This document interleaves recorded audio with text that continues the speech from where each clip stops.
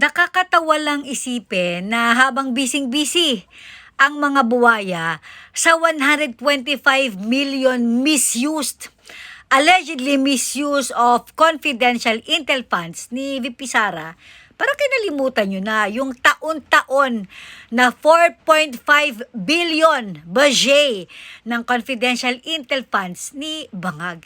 Hindi nga natin alam kung saan talaga ginamit yan. Yun ngang pagkidnap kay PRRD, ano ba to? Saan ba kinuha yung budget na yan? Sa confidential funds ba ni Ngagva? At dahil confidential ito, hindi ito pwedeng isiwalat sa mamamayan, ganon.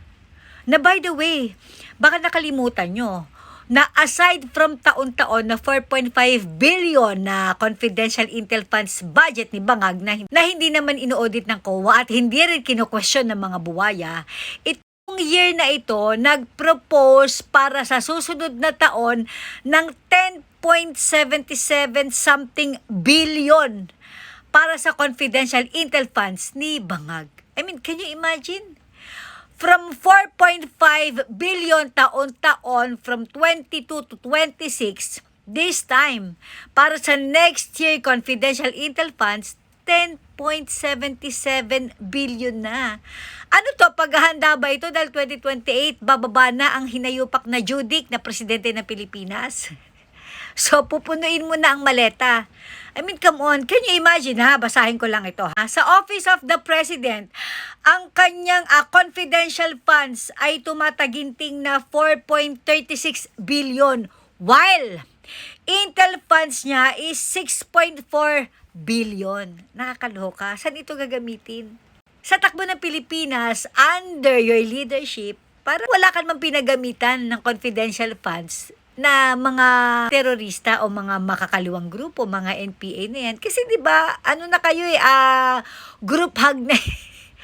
'Di ba group hug na kayo niyan? So ginagamit mo ba ang mga intel funds or confidential funds mo sa paghuli ng mga kaalyado ng mga Duterte or dun sa mga kumakalaban sa gobyerno mo? I mean, come on, wala tayong nabalitaan na nilabanan ni Bangag ang terorista, ang mga durugista, ang mga kriminalista, ganun. Wala eh. Di ba? Halos kalaban nga ni Bangag ngayon, yung bayan mismo.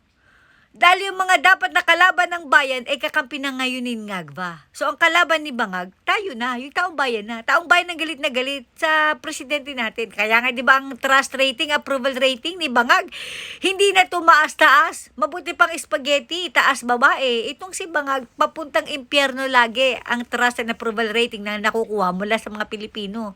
Hoy mga buhaya, baka gusto nyo namang i-audit din yung taon-taon na 4.5 billion na confidential intel funds ni Bangag na next year naman 10.77 billion na nakakaloka. Nakakahiya naman kay VP Sara. Napakachipanga naman ng 125 million misused, okay, of confidential intel funds siya.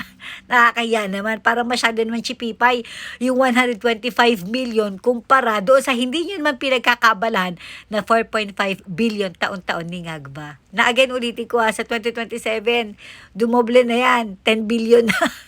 Ayup.